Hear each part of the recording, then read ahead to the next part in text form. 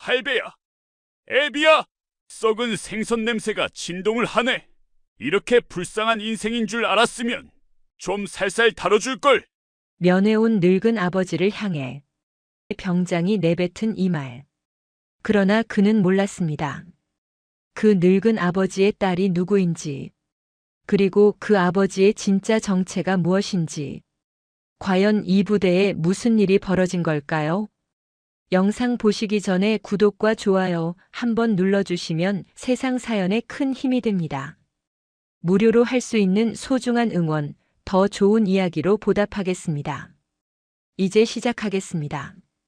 강원도 고성군에 위치한 육군 제22보병사단 율곡부대 예하 제55연대 3대대 본부. 이른 아침부터 해무가 짙게 깔린 동해안 도로를 따라 낡은 봉고 트럭 한 대가 천천히 달리고 있었다. 운전대를 잡은 강철수는 이른을 바라보는 나이였지만 여전히 단단한 체격을 유지하고 있었다.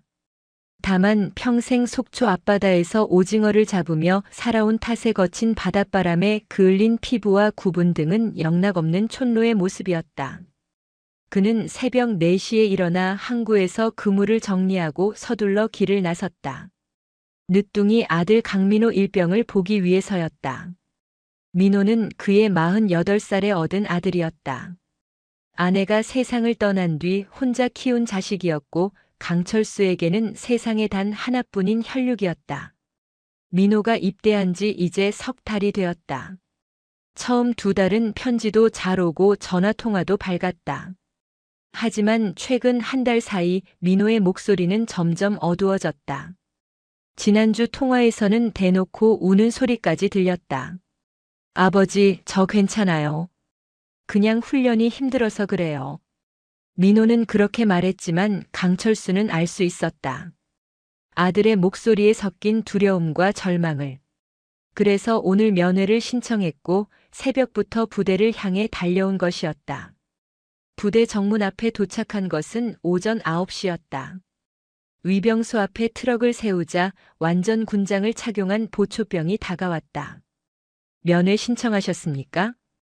예, 3대대 본부중대 강민호 일병 아버지입니다. 강철수는 준비해온 신분증과 면회 신청서를 내밀었다. 보초병은 서류를 확인한 뒤 위병소로 들어가 전화를 걸었다. 잠시 후 보초병이 나와 말했다. 본부중대에서 곧 데리러 온다고 합니다. 저쪽 대기실에서 기다려 주십시오. 강철수는 위병소 옆 작은 대기실로 들어갔다. 낡은 의자에 앉아 기다리는 동안 그의 가슴은 불안으로 가득 찼다. 민호의 마지막 통화 목소리가 자꾸만 귓가에 맴돌았다. 30분쯤 지났을까? 대기실 문이 열리며 한 병사가 들어왔다. 강민호 일병 보호자이십니까? 그렇습니다. 저를 따라오시면 됩니다. 면회실까지 안내해 드리겠습니다. 강철수는 병사를 따라 부대 안으로 들어갔다. 넓은 연병장 옆으로 난 길을 따라 걸어가는 동안 훈련받는 병사들의 구령 소리가 들려왔다. 강철수는 그 소리를 들으며 자신의 젊은 시절을 떠올렸다. 자신도 한때 이런 부대에서 훈련을 받았었다. 하지만 그가 몸담았던 곳은 일반 육군이 아니라 해군 특수부대였다. 그 기억은 이제 아무도 모르는 비밀이 되어버렸지만 면회실은 본부중대 건물 1층에 있었다. 안내병이 문을 열어주며 말했다. 안으로 들어가서 기다리시면 곧 강민호 일병이 올 것입니다. 강철수는 면회실 안으로 들어갔다. 좁은 공간에 테이블 하나와 의자 4개가 놓여 있었다. 그는 한쪽에 앉아 문을 바라보며 아들을 기다렸다. 5분쯤 지났을까? 복도에서 발소리가 들리더니 문이 열렸다. 그리고 강철수는 그 순간 자신의 눈을 의심했다. 문을 열고 들어온 아들 강민호의 모습은 처참했다. 아들의 입술은 터져 있었고 왼쪽 눈 주변은 노랗게 멍이 들어 있었다. 군복 소매 밖으로 드러난 손목에는 시퍼런 멍 자국이 선명했다. 민호는 아버지를 보자마자 고개를 푹 숙였다. 그의 어깨가 미세하게 떨리고 있었다. 민호야. 강철수가 조용히 아들을 불렀다. 민호는 고개를 들지 못하고 눈물만 뚝뚝 떨어뜨렸다. 아버지, 죄송해요. 제가 약해서 이렇게 됐어요. 무슨 소리냐? 누가 너를 이렇게 만들었느냐? 강철수의 목소리는 낮게 가라앉았다. 평생 파도와 싸우며 단련한 그의 목소리에는 억눌린 분노가 깔려 있었다. 민호는 대답하지 못하고 그저 고개만 저었다. 그때 면회실 문이 다시 열렸다. 민호의 뒤를 따라 들어온 한 병장이 어깨를 으쓱거리며 안으로 들어왔다. 어이구, 강민호 아버지 오셨네요. 반갑습니다. 병장의 이름표에는 마광태라고 쓰여 있었다. 그는 본부중대 왕고 참답게 무례하기 짝이 없는 태도로 면회실 안을 둘러보았다. 강철수는 그 병장을 조용히 바라보았다. 마 병장은 강철수 앞으로 다가오더니 코를 벌름거렸다. 에이, 무슨 냄새가 이렇게 고약해. 강민호, 너네 아버지 직업이 뭐래? 민호는 떨리는 목소리로 대답했다. 어부입니다. 아, 어부? 그래서 이렇게 비린내가 진동을 하는구만.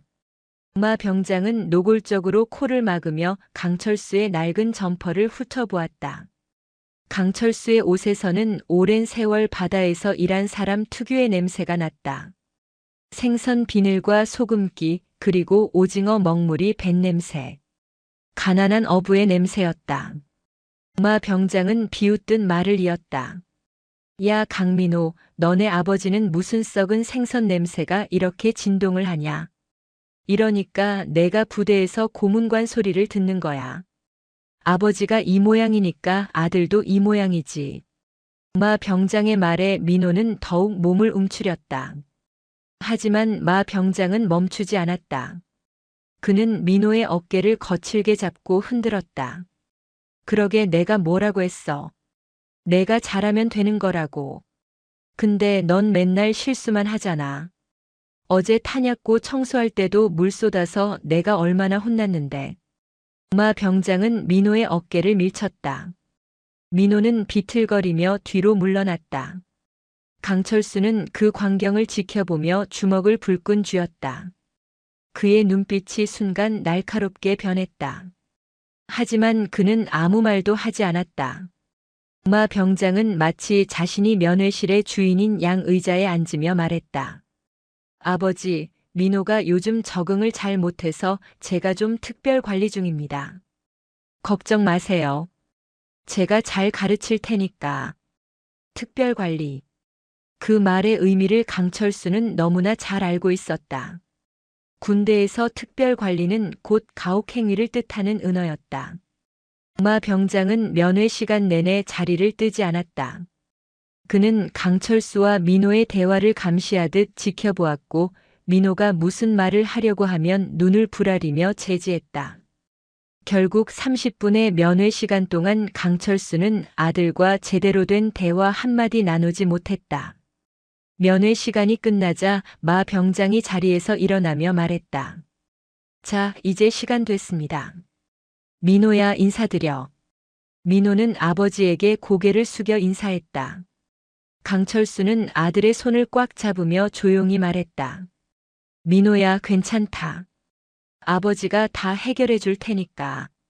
하지만 민호는 고개를 저었다. 아버지, 괜찮아요. 제가 잘할게요. 걱정 마세요. 민호의 목소리에는 체념이 배어 있었다.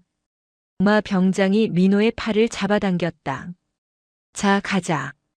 오후에 훈련 있어. 민호는 뒤돌아보며 아버지를 바라봤다. 그의 눈에는 무언가 말하고 싶지만 하지 못하는 절망이 가득했다. 면회실 문이 닫히고 강철수는 혼자 남았다. 그는 한동안 그 자리에 앉아 있었다. 그의 손은 떨리고 있었고 눈빛은 얼음처럼 차갑게 식어갔다. 강철수는 천천히 자리에서 일어났다. 그는 면회실을 나와 복도를 걸었다. 건물을 빠져나와 연병장을 지나 주차장으로 향했다. 그의 걸음걸이는 느렸지만 그 안에는 무언가 결연한 의지가 담겨 있었다. 트럭에 올라탄 강철수는 시동을 걸지 않고 잠시 멈춰 있었다. 그는 떨리는 손으로 주머니에서 낡은 휴대전화를 꺼냈다. 그 휴대전화에는 단축번호가 단 3개만 저장되어 있었다. 1번은 딸 강지원, 2번은 아들 강민호, 3번은 오랜 전우였다. 강철수는 1번을 눌렀다. 신호음이 2번 울렸다. 그리고 전화기 너머에서 차분하면서도 강인한 여성의 목소리가 들려왔다. 아버지. 지원아, 나다. 네, 아버지. 무슨 일이세요? 강철수는 잠시 침묵했다. 그는 평생 자식들에게 도움을 청한 적이 없었다. 스스로 모든 것을 해결하며 살아왔다. 하지만 오늘만큼은 달랐다. 그는 낮고 무거운 목소리로 말했다. 민호가 부대에서 고생하고 있다. 왕고참한테 맞고 있어. 전화기 너머가 순간 고요해졌다. 그리고 몇 초 후 딸의 목소리가 다시 들려왔다. 그 목소리는 방금 전과는 완전히 달랐다. 차갑고 날카로웠으며 그 안에는 분노가 응축되어 있었다. 어느 부대입니까? 22사단 55연대 3대대 본부중대다. 알겠습니다. 제가 처리하겠습니다. 전화가 끊겼다. 강철수는 휴대전화를 내려다보았다.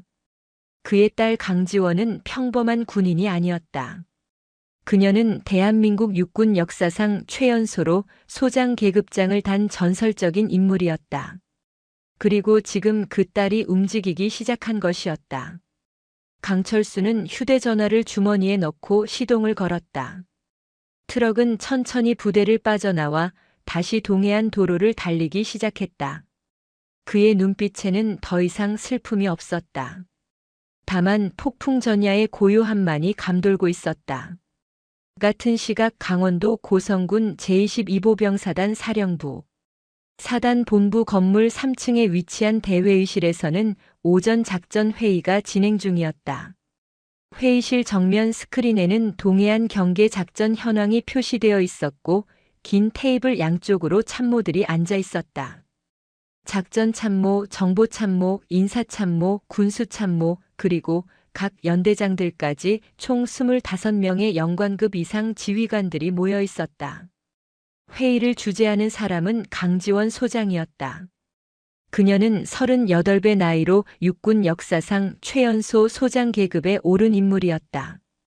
전투복 기세는 소장 계급장이 선명하게 빛나고 있었다.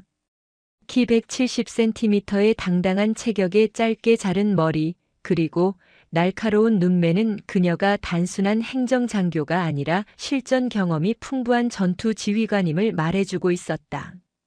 3년 대장, 북방 GOP 경계 태세는 어떻습니까? 강지원의 질문에 3년 대장인 김대령이 자리에서 일어나 보고했다. 사단장님, 현재 GOP 전 구간 경계 병력 배치 완료했으며 야간 열상 감시 장비 작동 상태 양호합니다. 경계 병력 피로도 관리는 제대로 되고 있습니까? 예, 4시간 교대 근무로 운영 중이며 취사 지원도 원활히 이루어지고 있습니다. 강지원은 고개를 끄덕이며 다음 안건으로 넘어갔다. 그녀의 회의 진행은 정확하고 간결했다. 불필요한 말은 하지 않았고 핵심만 짚어냈다. 참모들은 그녀 앞에서 긴장을 늦출 수 없었다. 강지원은 보고 내용의 모순이나 허점을 단번에 찾아내는 능력이 있었고 준비가 부족한 참모는 가차없이 질책을 받았다. 군수참모, 동계 피복 보급 현황 보고하십시오. 군수참모인 박중령이 서류를 펼치며 일어났다. 사단장님, 현재 동계 피복 보급률은 95%이며 나머지 5%는 이번 주 내로 완료 예정입니다. 95%면 아직 5%의 병력이 추위에 노출되어 있다는 뜻입니까? 예, 그러나 조만간. 조만간이 아니라 오늘 중으로 완료하십시오. 영하 10도 날씨에 병사들을 내보낼 수 없습니다. 알겠습니다. 박중령은 식은땀을 흘리며 자리에 앉았다. 회의실의 분위기는 팽팽했다. 강지원 사단장은 부임한 지 6개월밖에 되지 않았지만 이미 사단 전체를 완전히 장악하고 있었다. 그녀가 부임하기 전 22사단은 동해안 경계 부대 중에서도 다소 느슨한 편이었다. 하지만 그녀가 오고 나서 모든 것이 바뀌었다. 강지원은 대한민국 육군 특수전 사령부 예하 707 특수임무단 출신이었다. 707 부대는 대테러 작전을 수행하는 최정예 부대로 전국에서 선발된 최고의 전사들만 모인 곳이었다. 그녀는 그곳에서 15년을 복무하며 수많은 작전을 지휘했다. 해외 파병 임무, 국내 대테러 작전, 인질 구출 작전까지 그녀가 참여하지 않은 중요 작전이 없었다.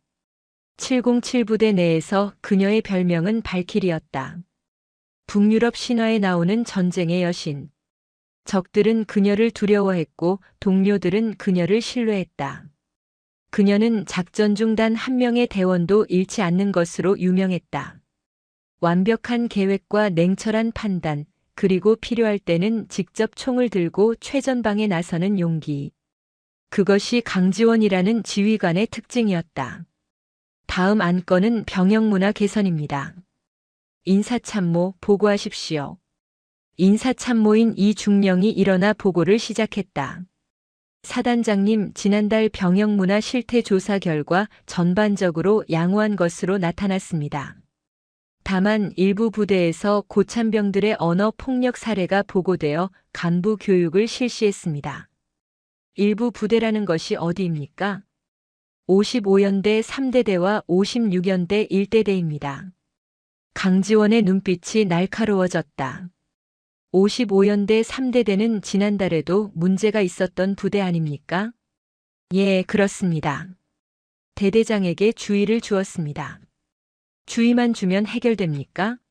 감찰 들어가십시오. 이번 주 내로 55연대 3대대 전수조사 실시합니다. 알겠습니다. 회의가 계속 진행되었다. 강지원은 각 부대의 훈련 상황, 장비 관리 상태, 병력 건강 상태까지 꼼꼼히 점검했다. 그녀에게 사단 소속 병사 10,000명 한 명 한 명은 모두 소중한 부하였다. 그녀는 병사들이 안전하고 공정한 환경에서 복무할 수 있도록 만드는 것을 최우선 과제로 삼고 있었다. 회의가 1시간째 진행되고 있을 때였다. 강지원의 전투복 주머니에서 휴대전화 진동 소리가 울렸다. 그녀는 평소에 회의 중에는 절대 전화를 받지 않았다. 하지만 이번에는 달랐다. 전화를 확인한 그녀의 표정이 순간 굳어졌다. 발신자는 아버지였다. 아버지 강철수는 평생 그녀에게 먼저 전화를 건 적이 거의 없었다. 급한 일이 아니면 전화하지 않는 사람이었다. 강지원은 자리에서 일어났다. 잠깐 실례하겠습니다. 그녀는 회의실을 나와 복도로 나갔다. 문을 닫고 전화를 받았다. 아버지. 지원아, 나다. 아버지의 목소리는 평소와 달랐다. 낮고 무거웠으며 그 안에는 억눌린 분노가 섞여 있었다. 강지원은 즉시 무언가 심각한 일이 일어났음을 직감했다. 네, 아버지. 무슨 일이세요? 민호가 부대에서 고생하고 있다. 왕고참한테 맞고 있어. 그 한마디에 강지원의 세상이 정지했다. 동생 민호. 그녀보다 20살 어린 남동생. 그녀가 평생 지켜야 할 가족. 그 아이가 지금 부대에서 폭력을 당하고 있다는 것이었다. 어느 부대입니까? 강지원의 목소리는 차갑게 식어버렸다. 707 시절 작전을 앞두고 나타나던 그 목소리였다. 22사단 55연대 3대대 본부중대다. 강지원은 눈을 감았다. 55연대 3대대. 방금 전 회의에서 문제가 있다고 보고받은 바로 그 부대였다. 그녀의 사단 소속 부대에서 그것도 그녀의 동생이 폭력을 당하고 있었던 것이었다. 알겠습니다. 제가 처리하겠습니다. 강지원은 전화를 끊고 회의실로 돌아갔다. 문을 열고 들어서는 순간 회의실 안의 공기가 순식간에 얼어붙었다. 참모들은 사단장의 표정을 보고 본능적으로 긴장했다. 강지원의 얼굴은 빙하처럼 차갑게 굳어 있었고 눈빛에는 냉기가 서려 있었다. 강지원은 단상으로 걸어가며 말했다. 회의는 여기까지 하겠습니다. 작전참모와 인사참모, 감찰참모, 법무참모는 남아주십시오. 나머지 분들은 복귀하시기 바랍니다. 참모들은 서둘러 회의실을 빠져나갔다. 회의실에는 4명의 참모만 남았다. 강지원은 그들을 바라보며 말했다. 헌병대에 연락하십시오. 특수임무대 SDT 전원 출동 준비시키고 감찰팀과 법무팀도 동행 준비하십시오. 작전 참모가 조심스럽게 물었다. 사단장님 무슨 일입니까? 55연대 3대대에서 중대한 병영 사고가 발생했습니다. 지금부터 긴급 감찰에 들어갑니다. 어떤 사고입니까? 가혹행위와 폭행입니다. 피해자는 본부중대 소속 강민호 일병입니다. 강지원은 동생의 이름을 말하면서도 목소리를 흔들리지 않게 유지했다. 하지만 그녀의 주먹은 단단히 쥐어져 있었다. 감찰 참모가 물었다. 사단장님 혹시 피해자가? 제 동생입니다. 회의실이 고요해졌다. 참모들은 서로의 얼굴을 바라보았다. 사단장의 동생이 사단 소속 부대에서 폭행을 당했다는 것은 단순한 병영 사고가 아니었다. 이것은 사단장의 지휘권에 대한 정면 도전이었고 군 기강의 근본을 흔드는 중대한 사건이었다. 강지원은 참모들을 바라보며 말했다. 지금부터 이 사건은 1급 기밀로 처리합니다. 외부 유출을 절대 금합니다. 그리고 모든 증거를 확보하고 관련자 전원을 색출하십시오. 단 한 명도 빠뜨리지 마십시오. 알겠습니다. 강지원은 회의실을 나와 자신의 집무실로 향했다. 집무실 문을 열고 들어가자 책상 위에는 각종 서류들이 쌓여 있었다. 그녀는 책상 서랍을 열고 권총집을 꺼냈다. KO 권총이었다. 그녀는 탄창을 확인하고 권총을 허리춤에 찼다. 일반적으로 사단장이 부대 방문 시 권총을 착용할 필요는 없었다. 하지만 강지원은 707 시절의 습관을 버리지 않았다. 그녀에게 권총은 단순한 무기가 아니라 각오의 상징이었다. 집무실 밖에서는 이미 차량들이 준비되고 있었다. 사단장 전용 지휘 차량과 헌병대 SDT 차량 3대, 그리고 감찰팀과 법무팀이 탑승할 차량까지 총 6대의 차량이 사령부 앞에 대기하고 있었다. 검은색 전투복을 입은 SDT 대원들은 완전 무장을 하고 차량에 탑승했다. 각자 K2 소총과 방탄복, 헬멧, 그리고 진압 장비를 착용하고 있었다. 강지원은 집무실을 나와 차량으로 향했다. 부관이 차 문을 열어주었다. 그녀는 뒷좌석에 앉으며 운전병에게 말했다. 55연대 3대대로 갑니다. 최고 속도로. 알겠습니다. 차량 행렬이 사령부를 출발했다. 강지원은 차창 밖을 바라보며 생각에 잠겼다. 동생 민호의 얼굴이 떠올랐다. 어렸을 때 그녀 뒤를 졸졸 따라다니던 꼬마. 그녀가 군에 입대할 때 울먹이며 배웅하던 소년. 그리고 이제는 군복을 입고 조국을 지키는 병사가 된 남동생. 그 아이가 지금 폭력을 당하고 있다는 사실이 강지원의 가슴을 찢었다. 하지만 그녀는 감정을 드러내지 않았다. 지금은 슬퍼할 시간이 아니었다. 지금은 행동할 시간이었다. 차량들은 동해안 도로를 질주하기 시작했다. 사이렌은 울리지 않았지만 민간 차량들은 군 지휘 차량 행렬을 보고 저절로 길을 비켜주었다. 강지원은 주먹을 쥐었다.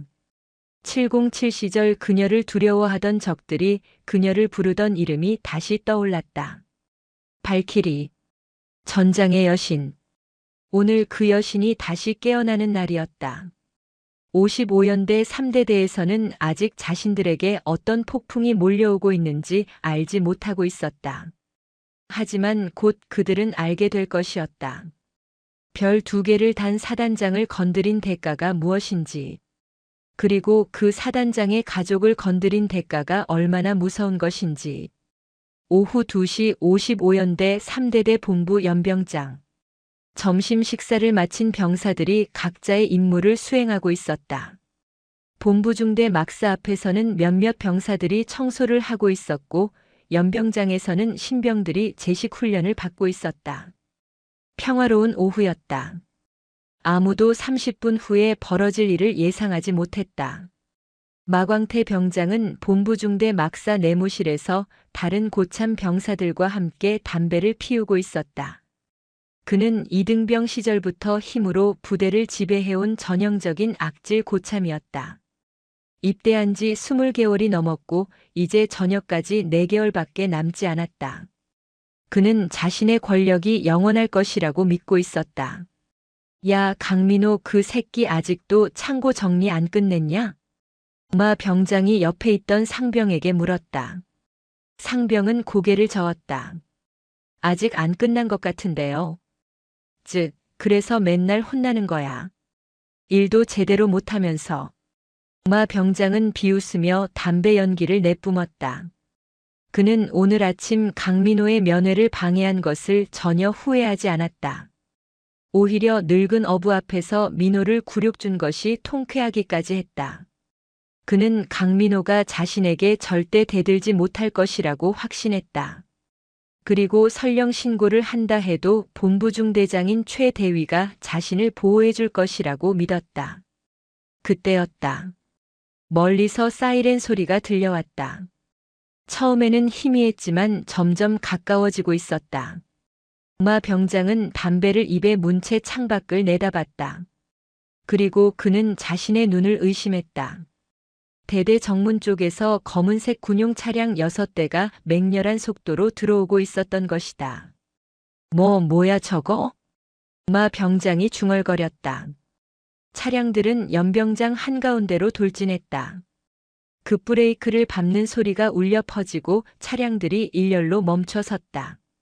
그리고 차 문이 열리면서 검은색 전투복을 입은 대원들이 쏟아져 나왔다. 헌병대 특수임무대 SDT였다.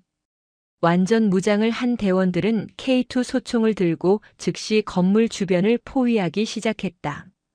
연병장에 있던 모든 병사들이 얼어붙었다. 훈련을 지도하던 간부들도 당황한 표정으로 차량들을 바라봤다. 대대 본부에서 당직 사관이 뛰쳐나왔고 막사에서도 병사들이 우르르 나와 상황을 지켜봤다. 아무도 무슨 일이 벌어지고 있는지 이해할 수 없었다. 마 병장은 내무실 창가에서 그 광경을 보며 심장이 내려앉는 것을 느꼈다. 본능적으로 무언가 잘못되었다는 것을 알았다. 그는 담배를 바닥에 던지고 군복 상의를 재빨리 입었다. 옆에 있던 병사들도 긴장한 표정으로 서로를 바라봤다. 마 병장, 저거 우리 때문에 온 거 아니겠죠? 한 병사가 떨리는 목소리로 물었다. 마 병장은 대답하지 않았다. 하지만 그의 얼굴은 이미 창백하게 질려 있었다. 그때 사단장 전용 차량의 뒷문이 열렸다. 그리고 한 여성 장교가 차에서 내렸다. 전투복 기세는 소장 계급장이 선명하게 빛나고 있었다. 강지원이었다. 그녀는 차에서 내리자마자 주변을 둘러봤다. 냉혹한 눈빛으로 대대 건물들을 훑어보았다. 그녀의 등장만으로도 연병장의 공기가 얼어붙었다. 병사들은 숨소리조차 내지 못하고 그녀를 바라봤다.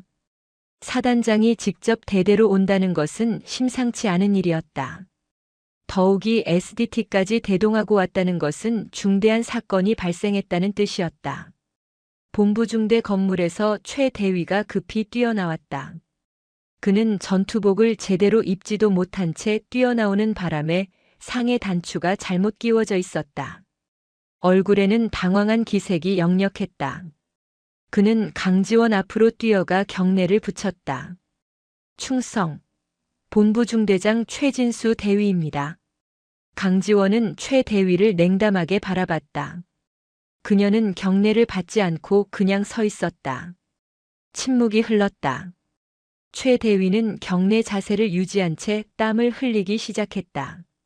몇 초가 지난 후에야 강지원이 입을 열었다. 본부 중대 마광태 병장은 어디 있습니까? 예. 마 병장 말입니까?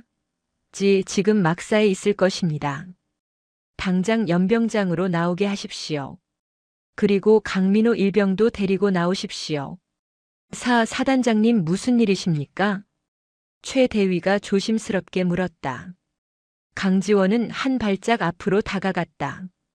그녀의 키는 최 대위보다 약간 작았지만 그 존재감은 압도적이었다. 내가 물어본 것에만 대답하십시오. 마광태 병장과 강민호 일병을 지금 당장 데리고 나오라고 했습니다. 알겠습니다. 최 대위는 부관을 향해 소리쳤다. 당직 사관. 마광태 병장과 강민호 일병을 연병장으로 집합시켜. 당직 사관이 막사로 뛰어들어갔다. 잠시 후 마광태 병장이 다른 병사들과 함께 나왔다. 그리고 창고에서 일하고 있던 강민호도 황급히 뛰어나왔다. 마 병장은 연병장의 도열한 SDT 대원들을 보며 다리에 힘이 풀리는 것을 느꼈다. 그는 이제 상황을 이해하기 시작했다. 오늘 아침 강민호의 아버지가 신고를 한 것이다. 저기 있습니다. 당직 사관이 마 병장과 민호를 가리켰다. 강지원은 천천히 그들에게 걸어갔다. 민호는 누나를 보자 눈이 커졌다. 그는 누나가 사단장이라는 것을 알고 있었지만 이렇게 직접 나타날 줄은 몰랐다. 강지원은 민호의 얼굴을 보았다. 터진 입술, 멍든 눈가, 그리고 두려움에 떨고 있는 손. 그녀의 심장이 찢어지는 것 같았다. 하지만 그녀는 표정을 바꾸지 않았다. 강지원은 민호를 지나쳐 마광태 병장 앞으로 갔다. 마 병장은 차렷 자세를 취했지만 온몸이 떨리고 있었다. 강지원은 그의 눈을 똑바로 응시했다. 그 눈빛만으로도 마 병장은 숨이 막혔다. 이것은 그가 지금까지 만난 어떤 간부의 눈빛과도 달랐다. 이것은 생사의 경계를 넘나든 전사의 눈빛이었다. 이름이 뭡니까? 마광태입니다. 계급은? 병장입니다. 소속은? 본부 중대 행정반입니다. 강지원은 고개를 끄덕였다. 그리고 갑자기 그의 전투복 멱살을 잡았다. 마 병장은 비명을 지를 틈도 없이 한 손에 들려 올려졌다. 강지원의 악력은 상상을 초월했다. 707 부대에서 15년간 훈련한 그녀의 힘은 웬만한 남자보다 강했다. 마 병장은 발이 땅에서 떨어지며 목이 조이기 시작했다. 내 동생 몸에 손을 댄 게 너냐? 강지원의 목소리는 낮았지만 살기가 서려 있었다. 마 병장은 숨이 막혀 제대로 대답할 수 없었다. 그는 손으로 강지원의 팔을 잡고 발버둥쳤지만 그녀는 꿈쩍도 하지 않았다. 주변의 병사들은 입을 벌린 채 그 광경을 지켜봤다. 사단장이 직접 병장의 멱살을 잡고 들어 올린다는 것은 상상도 할 수 없는 일이었다. 사단장님. 최 대위가 황급히 나섰다. 그는 강지원과 마 병장 사이에 끼어들려고 했다. 사단장님, 일단 병사를 내려놓으시고 상황을 파악하시는 게 어떻겠습니까?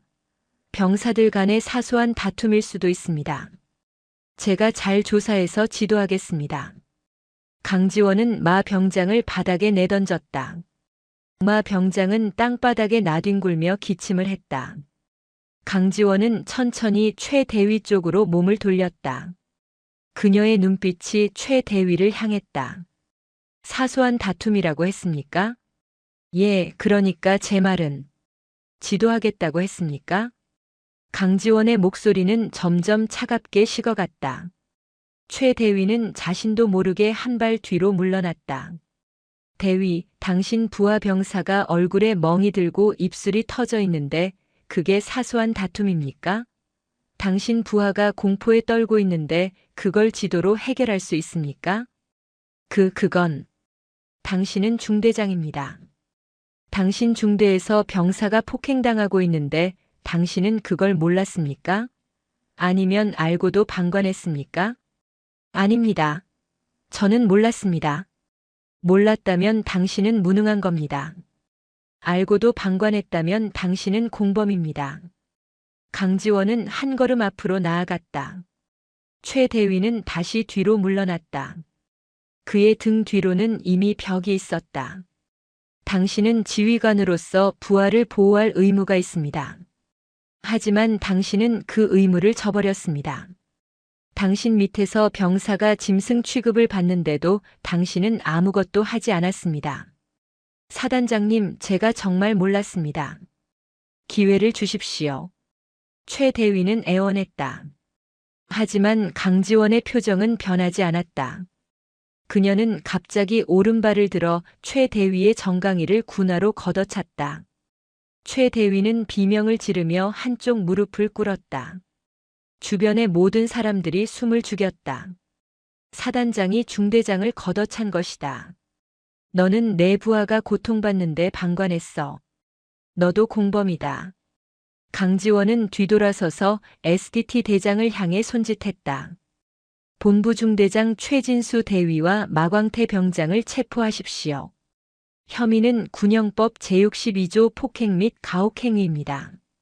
알겠습니다. SDT 대원 4명이 달려왔다. 그들은 최 대위와 마 병장에게 수갑을 채웠다. 최 대위는 계속 항변했지만 소용없었다. 마 병장은 이미 정신을 잃은 듯 고개를 떨구고 있었다. 두 사람은 SDT 차량으로 끌려갔다. 강지원은 연병장에 모인 병사들을 둘러봤다. 모두가 공포에 질린 표정으로 그녀를 바라보고 있었다. 그녀는 큰 소리로 말했다. 나는 제22사단장 강지원 소장이다. 오늘부터 이 대대는 사단 직할 감찰 대상이 된다.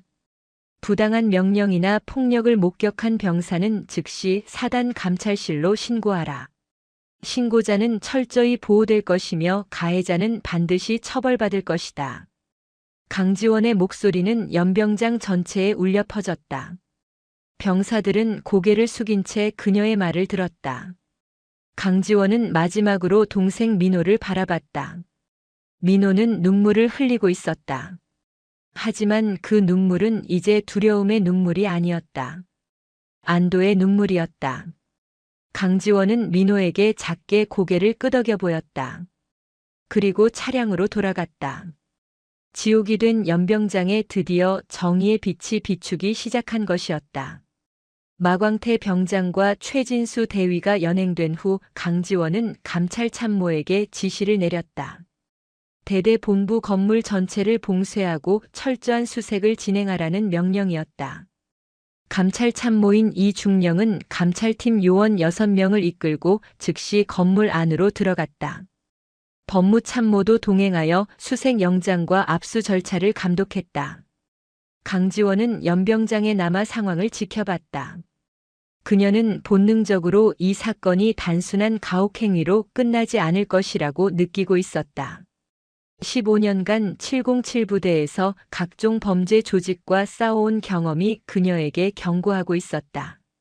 마광태 병장의 행동에는 무언가 더 큰 배경이 있었다. 일개 병장이 중대장의 묵인 아래 그렇게 대담하게 병사를 괴롭힐 수 있다는 것은 단순한 군기문란 이상의 문제였다. 30분쯤 지났을까. 본부 건물에서 감찰 참모가 급히 나왔다. 그의 얼굴은 창백했고 손에는 검은색 서류 가방을 들고 있었다. 그는 강지원에게 달려와 경례를 붙이고 나지막한 목소리로 보고했다. 사단장님, 중대한 증거를 발견했습니다. 집무실에서 따로 보고드리겠습니다. 강지원은 고개를 끄덕이고 대대장 집무실로 향했다. 감찰 참모와 법무 참모가 뒤를 따랐다. 집무실 문을 닫자 감찰 참모는 가방을 책상 위에 올려놓고 조심스럽게 열었다. 가방 안에는 투명한 비닐봉지에 담긴 여러 장의 문서와 검은색 장부 2권이 들어있었다. 사단장님, 이것은 대대장실 벽면 금고에서 발견한 물품입니다. 문서들은 군수품 불법 거래 내역으로 보이며 장부에는 암호화된 금액과 거래 일자가 기재되어 있습니다. 강지원은 장부를 집어들었다. 장부에는 날짜별로 숫자들이 빼곡히 적혀 있었다. 1,000만 원, 2천만 원, 500만 원. 거액의 돈이 오가고 있었다. 그리고 장부 한쪽에는 인명으로 보이는 이니셜들이 적혀 있었다. MCP. 마광태, 최진수, 그리고 박. 대대장인 박중령을 가리키는 것이 분명했다. 이 문서들은 무엇입니까? 강지원이 투명 봉지 안의 서류들을 가리키며 물었다. 감찰 참모가 대답했다. 실탄, 군용 장비, 연료 등 군수품의 반출 기록입니다. 정상적인 보급 절차를 거치지 않고 민간으로 유출된 것으로 보입니다. 문서에 기재된 수량을 확인한 결과 지난 6개월간 실탄 약 5,000발, K2 소총 부품 다수, 그리고 군용 연료 약 2만 리터가 사라진 것으로 추정됩니다. 강지원의 얼굴이 굳어졌다. 군수품 불법 유출. 이것은 단순한 부대 내 비리가 아니었다. 이것은 국가 안보를 위협하는 중대 범죄였다. 실탄과 무기 부품이 암시장으로 흘러들어간다면 범죄 조직이나 심지어 적대 세력의 손에 들어갈 수도 있었다. 대대장은 어디 있습니까? 강지원이 물었다. 감찰 참모가 대답했다. 박중령은 현재 군단 회의 참석차 외출 중이라고 합니다. 오후 5시에 복귀 예정입니다. 강지원은 시계를 봤다. 지금 시각은 오후 3시 30분. 2시간 반이 남았다. 그녀는 즉시 판단을 내렸다.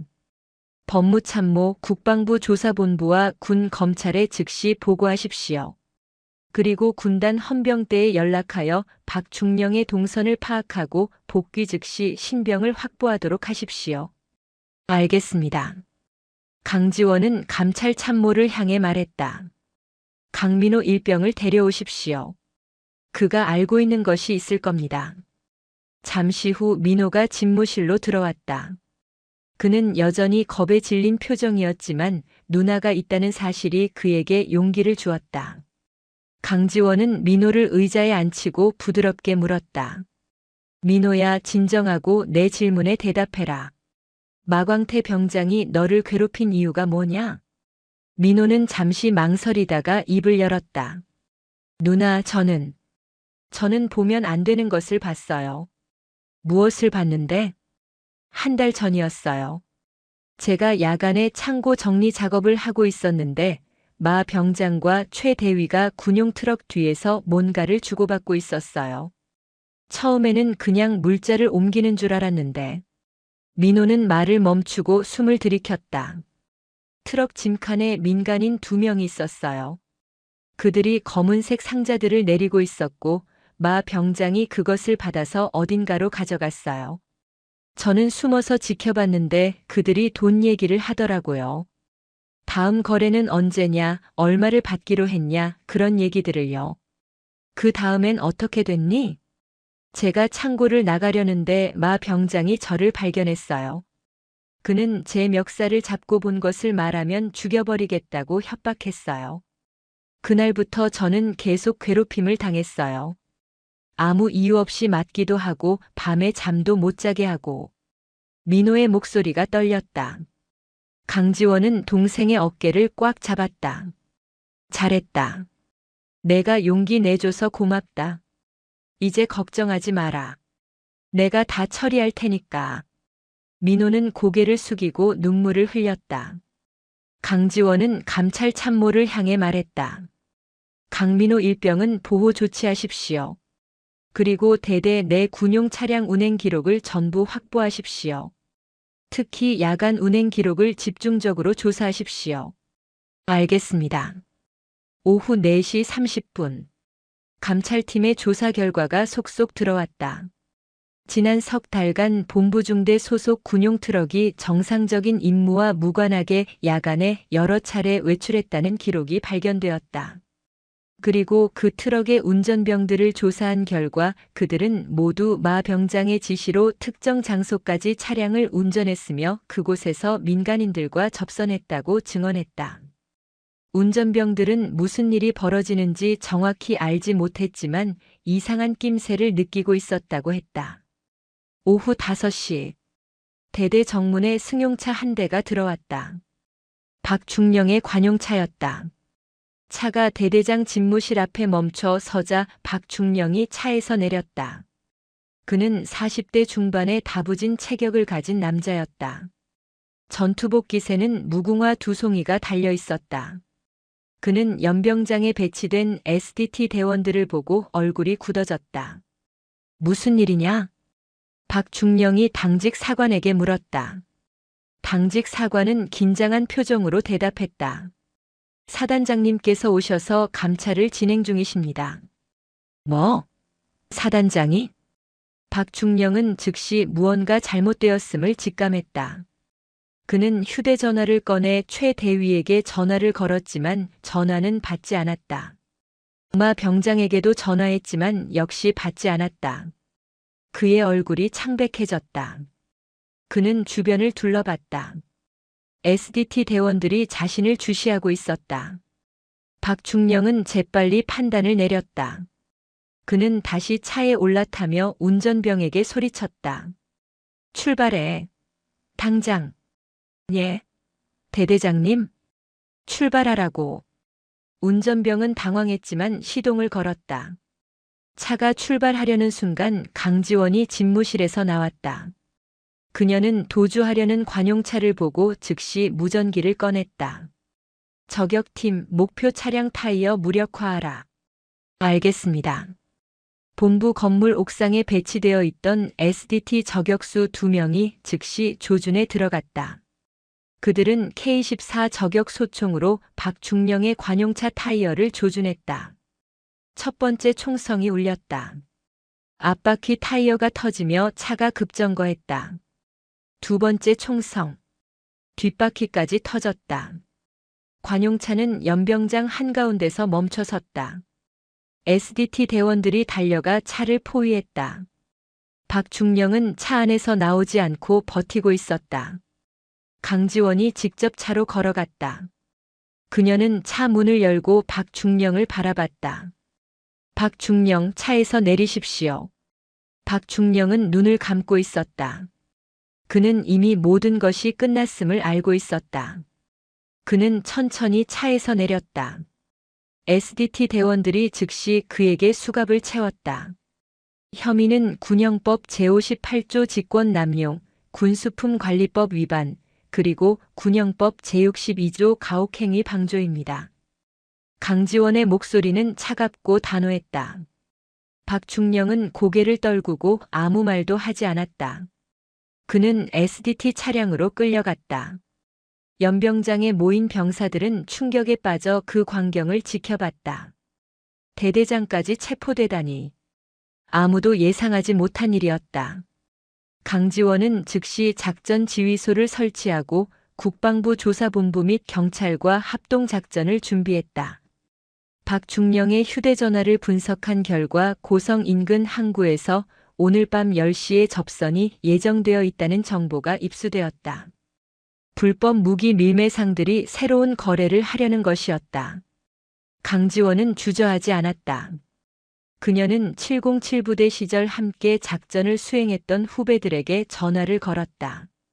현재 특전사 특수임무대에 근무하고 있는 그들은 강지원의 호출에 즉시 응답했다. 3시간 후 그들은 고성에 도착했다. 밤 9시. 강지원은 작전 브리핑을 진행했다. 지도에는 항구의 구조가 표시되어 있었고 범죄 조직의 예상 접선 지점이 표시되어 있었다. 경찰 특공대와 707 출신 대원들, 그리고 SDT까지 총 30명의 인원이 작전에 투입되었다. 목표는 범죄 조직 전원 생포입니다. 하지만 저항 시에는 무력 사용을 허가합니다. 민간인 피해가 없도록 주의하십시오. 강지원은 전투복을 입고 K2 소총을 장착했다. 방탄복과 헬멧을 착용한 그녀의 모습은 사단장이 아니라 전투원 그 자체였다. 오랜만에 느끼는 감각이었다. 707 시절 수없이 반복했던 실전 임무의 긴장감이 그녀의 온몸을 감쌌다. 밤 10시. 항구는 어둠에 잠겨 있었다. 작은 화물차 한 대가 부두에 도착했다. 차에서 4명의 남자가 내렸다. 그들은 주변을 경계하며 검은색 상자 여러 개를 내리기 시작했다. 바로 그때였다. 움직이지 마. 경찰이다. 강지원의 신호와 함께 사방에서 조명이 켜지고 무장한 대원들이 나타났다. 범죄자들은 잠시 얼어붙었다가 곧 총을 꺼내들었다. 총성이 울렸다. 범죄자 한 명이 쏜 총알이 강지원의 방탄복을 맞췄지만 그녀는 꿈쩍도 하지 않았다. 그녀는 조준하고 방아쇠를 당겼다. 범죄자의 다리에 총알이 명중했고 그는 비명을 지르며 쓰러졌다. 나머지 범죄자들도 대원들의 사격으로 제압되었다. 총격전은 3분도 채 걸리지 않았다. 완벽한 작전이었다. 범죄자 전원이 생포되었고 군수품이 담긴 상자들도 압수되었다. 강지원은 소총을 내리고 체포된 범죄자들을 바라봤다. 그들의 얼굴에는 공포가 가득했다. 강지원은 차갑게 말했다. 당신들이 군대를 이용해서 이 나라를 썩게 만들었어. 그 대가를 똑똑히 치르게 될 거야. 새벽 2시. 모든 작전이 종료되었다. 불법 무기 밀매 조직은 괴멸되었고 연루된 군 관계자들은 전원 체포되었다. 강지원은 작전 지휘소로 돌아와 보고서를 작성했다. 긴 밤이었다. 하지만 정의는 승리했다. 그녀는 창밖을 바라보며 동생 민호를 떠올렸다. 이제 그 아이는 안전할 것이다. 강지원은 작은 미소를 지었다. 발키리의 임무는 아직 끝나지 않았다. 사건 발생 일주일 후 제22사단 사령부 대회의실에서는 사건 처리 결과에 대한 최종 보고회가 열렸다. 강지원 사단장을 비롯하여 군단장, 국방부 조사본부 관계자, 군, 검찰, 그리고 각 참모들이 참석했다. 법무참모가 보고서를 낭독했다. 본부중대장 최진수 대위는 군형법 제62조 가혹행위 방조 및 제58조 직권 남용 혐의로 군사법원에 송치되었으며 구속 상태입니다. 마광태 병장은 군형법 제62조 폭행 및 가혹행위, 군수품관리법 위반 혐의로 동일하게 구속 송치되었습니다. 대대장 박중령의 혐의는 군단장이 물었다. 법무참모가 계속 보고했다. 박철민 중령은 불법 무기거래 조직과의 공모, 군용 차량 및 시설 불법 사용, 군수품 불법 유출, 가혹행위 방조, 그리고 도주 시도 등 총 8가지 혐의로 기소되었습니다. 검찰은 징역 15년을 구형할 예정입니다. 회의실이 숙연해졌다. 중령 계급의 대대장이 불법 무기 거래 조직과 결탁했다는 사실은 군 전체에 큰 충격을 주었다. 군단장은 강지원을 바라보며 말했다. 강 소장의 신속하고 정확한 판단이 없었다면 이 사건은 더 큰 피해로 이어졌을 것입니다. 사단장의 공로를 치하합니다. 감사합니다. 다만 제 사단 내에서 이런 일이 발생했다는 것 자체가 제 책임입니다. 강지원은 담담하게 대답했다. 국방부 조사본부 관계자가 말했다. 강 소장님의 책임은 아닙니다. 오히려 부임 6개월 만에 오랫동안 숨어있던 조직 범죄를 적발해낸 것은 탁월한 지휘 능력입니다. 이 사건을 계기로 전군 차원의 병영 문화 개선이 이루어질 것입니다. 회의가 끝난 후 강지원은 집무실로 돌아왔다. 책상 위에는 각종 서류들이 쌓여 있었지만 그녀의 머릿속은 다른 생각으로 가득했다. 동생 민호. 그 아이는 지금 어떻게 지내고 있을까? 사건 이후 민호는 다른 대대로 전속되어 새로운 환경에서 복무하고 있었다. 강지원은 직접적으로 연락할 수 없었지만 중대장을 통해 민호가 잘 적응하고 있다는 보고를 받았다. 그날 저녁 강지원은 아버지로부터 전화를 받았다. 지원아, 오늘 저녁 시간 있니? 예, 아버지. 민호도 외출 나온다. 같이 저녁이나 먹자. 알겠습니다. 어디서 만날까요? 속초 앞바다 쪽에 횟집 하나 있다. 내가 단골인 곳이야. 주소 보내줄게. 오후 6시. 강지원은 사복으로 갈아입고 승용차를 몰고 속초로 향했다. 동해안 도로를 따라 운전하는 동안 그녀는 지난 일주일을 되돌아봤다. 격렬했던 시간이었다. 하지만 동생을 구했다는 사실이 그녀에게 큰 위안이 되었다. 횟집에 도착하자 아버지 강철수가 이미 와 있었다. 그는 평소처럼 낡은 점퍼를 입고 있었다. 그 모습을 보자 강지원의 가슴이 뭉클했다. 아버지, 왔구나. 민호는 곧 올 거다. 들어가자. 그들은 횟집 2층 룸으로 들어갔다. 창밖으로는 속초 앞바다가 한눈에 보였다. 석양이 바다를 붉게 물들이고 있었다. 잠시 후 문이 열리며 민호가 들어왔다. 그는 외출복을 입고 있었고 얼굴에 멍은 많이 가라앉아 있었다. 민호는 누나를 보자 눈시울이 붉어졌다. 누나, 민호야 왔니? 강지원은 일어나서 동생을 껴안았다. 민호는 누나의 품에서 참았던 눈물을 쏟아냈다. 누나 고마워. 누나 아니었으면 나 정말 어떻게 됐을지 몰라. 괜찮아. 이제 다 끝났어. 넌 잘못한 게 하나도 없어. 강철수는 그 모습을 바라보며 조용히 소주잔을 따랐다. 가족이 함께 식탁에 앉았다. 회와 매운탕이 나왔고 강철수는 자식들에게 먹으라며 권했다. 한동안 말없이 식사가 이어졌다. 민호가 먼저 입을 열었다. 아버지, 누나 정말 대단해. 사단장님이 직접 오셔서 나를 구해주셨어. 엄마 병장이 누나 앞에서 완전히 쫄았다니까. 강철수는 씩 웃으며 딸을 바라봤다. 그래, 우리 딸이 대단하지. 아버지가 더 대단하시죠. 강지원이 말했다.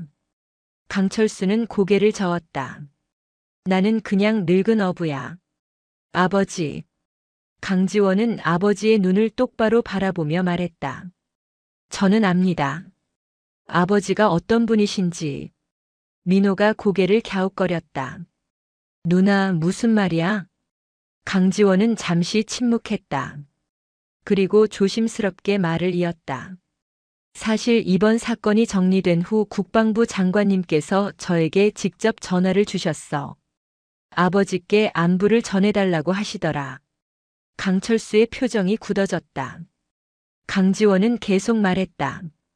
장관님께서 말씀하시길 아버지는 과거 해군 특수전전단 UDT 소속이셨고 수많은 북파 공작 임무를 수행하신 전설적인 요원이셨다고 하시더군요. 보안상 기록을 삭제하고 민간인 신분으로 살아오셨다고. 민호는 입을 벌린 채 아버지를 바라봤다. 아버지, 그게 정말이에요? 강철수는 한동안 말이 없었다. 그는 소주잔을 들어 단숨에 비웠다. 그리고 천천히 입을 열었다. 옛날 일이다. 내가 25이었을 때 해군에 입대했어. 원래는 일반 수병으로 복무할 예정이었는데 체력 검사에서 특출난 성적을 보이는 바람에 UDT 선발에 추천됐지. 강철수는 창밖 바다를 바라보며 회상했다. UDT 훈련은 지옥이었어. 6개월간 매일 죽을 만큼 훈련했지. 수중 침투, 폭파, 암벽 등반, 낙하산 강화. 할 수 있는 건 다 배웠어. 그리고 졸업 후에는 서해 북방한계선 인근에서 북한 함정 감시 임무를 맡았지. 그런데 왜 기록을 삭제하신 거예요? 민호가 물었다. 강철수는 쓴웃음을 지었다. 내가 맡은 임무 중에는 극비 임무가 많았어. 북한 해안에 침투해서 정보를 수집하거나 중요 인물을 데리고 나오는 일. 그런 일들은 공식 기록에 남으면 안 돼.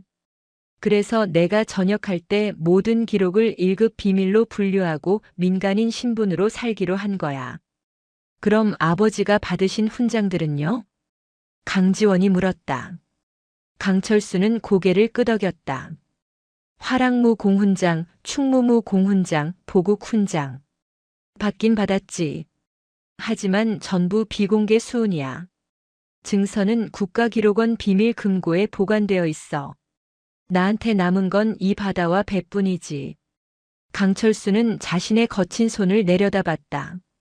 그 손에는 수십 년간 바다에서 일한 흔적이 가득했다. 밧줄에 쓸린 상처, 낚시 바늘에 찔린 자국, 햇볕에 그을린 피부. 하지만 강지원은 알고 있었다. 그 손이 한때 조국을 위해 총을 들고 적진에 침투했던 손이라는 것을. 그래서 마광태 병장이 그런 말을 했을 때 민호가 말을 꺼냈다. 강철수는 아들을 바라봤다. 썩은 냄새라고 했지. 맞아. 나한테서 생선 냄새가 나는 건 사실이야. 하지만 그게 뭐가 어때? 나는 이 냄새가 자랑스러워. 이 냄새는 내가 평생 정직하게 살아온 증거거든. 강지원은 아버지의 손을 꽉 잡았다. 아버지, 마 병장이 비웃었던 그 냄새는 사실 아버지께서 평생 나라를 위해 흘린 피와 땀의 냄새였어요. 아버지는 젊었을 때 바닷속에서 조국을 지키셨고, 이제는 이 바다 위에서 평화롭게 사시잖아요. 그게 얼마나 멋진 삶인데요. 강철수는 말없이 고개를 끄덕였다. 그의 눈가가 붉어졌다. 평생 감정을 드러내지 않고 살아온 노병이었지만 딸의 말에는 무너질 수밖에 없었다. 아버지. 강지원이 다시 말했다. 아버지가 지키신 이 바다 이제 제가 지키겠습니다. 그리고 민호도 지킬 겁니다. 아버지께서 물려주신 그 정신을 저희가 이어가겠습니다. 강철수는 소주잔을 들어 딸에게 건넸다. 강지원도 잔을 들었다.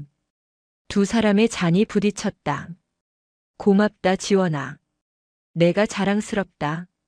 저야말로 아버지가 자랑스럽습니다. 민호도 음료수 잔을 들어 함께 건배했다. 세 사람은 창밖의 바다를 바라보며 잔을 비웠다. 석양이 완전히 지고 어둠이 내렸다. 하지만 횟집 안은 따뜻한 온기로 가득했다. 오랜만에 느끼는 가족의 온기였다. 식사를 마치고 밖으로 나왔다. 민호는 부대로 돌아가야 했고 강지원도 사령부로 복귀해야 했다. 헤어지기 전 강철수는 두 자식을 꼭 껴안았다. 둘 다 조심해서 잘 다녀라. 아버지는 항상 여기 있을 테니까. 예, 아버지. 건강하세요. 아버지, 또 올게요. 차를 타고 돌아가는 길에 강지원은 백미러로 아버지의 모습을 바라봤다. 늙은 어부의 모습으로 서 있는 아버지. 하지만 그녀는 알고 있었다. 그 안에 얼마나 강인한 전사가 숨어 있는지를.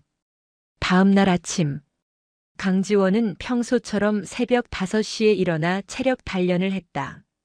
그리고 사령부로 출근하여 집무실 문을 열었다. 책상 위에는 어제 없던 서류 봉투 하나가 놓여 있었다. 봉투에는 육군본부 인사참모부라고 적혀 있었다. 강지원은 봉투를 열었다. 안에는 한 장의 문서가 들어 있었다. 제목은 2025년 하반기 장성 진급 예정자 명단이었다. 그녀는 명단을 훑어보다가 자신의 이름을 발견했다. 그리고 그 옆에 적힌 계급을 보고 잠시 숨이 멎었다. 중장. 별 3개. 38배 나이의 중장. 육군 역사상 최연소 중장이 될 것이었다. 강지원은 문서를 내려놓고 창밖을 바라봤다. 사령부 앞 광장에서는 병사들이 아침 구보를 하고 있었다. 저 병사들 한 명 한 명이 모두 소중한 대한민국의 아들들이었다. 그들을 지키는 것이 그녀의 임무였다. 강지원은 전투복 주머니에서 휴대전화를 꺼내 아버지에게 문자를 보냈다. 아버지, 중장 진급 예정자가 됐습니다. 아버지 딸로 태어나서 자랑스럽습니다. 잠시 후 답장이 왔다. 축하한다. 내가 내 자랑이야. 앞으로도 훌륭한 군인이 되거라. 강지원은 미소를 지었다. 그녀는 책상 서랍을 열고 오래된 사진 한 장을 꺼냈다. 707 부대 시절 동료들과 찍은 사진이었다. 사진 속의 그녀는 젊었고 눈빛은 날카로웠다. 그때 동료들이 그녀를 부르던 이름이 떠올랐다. 발키리, 전쟁의 여신. 하지만 이제 그녀는 단순한 전사가 아니었다. 그녀는 지휘관이었고 수만 명의 병사들을 책임지는 리더였다. 그녀의 임무는 싸우는 것이 아니라 지키는 것이었다. 이 나라를, 이 땅을, 그리고 이 나라의 젊은이들을 지키는 것. 강지원은 사진을 다시 서랍에 넣고 집무실 문을 나섰다. 오늘도 해야 할 일이 산더미처럼 쌓여 있었다. 하지만 그녀는 두렵지 않았다.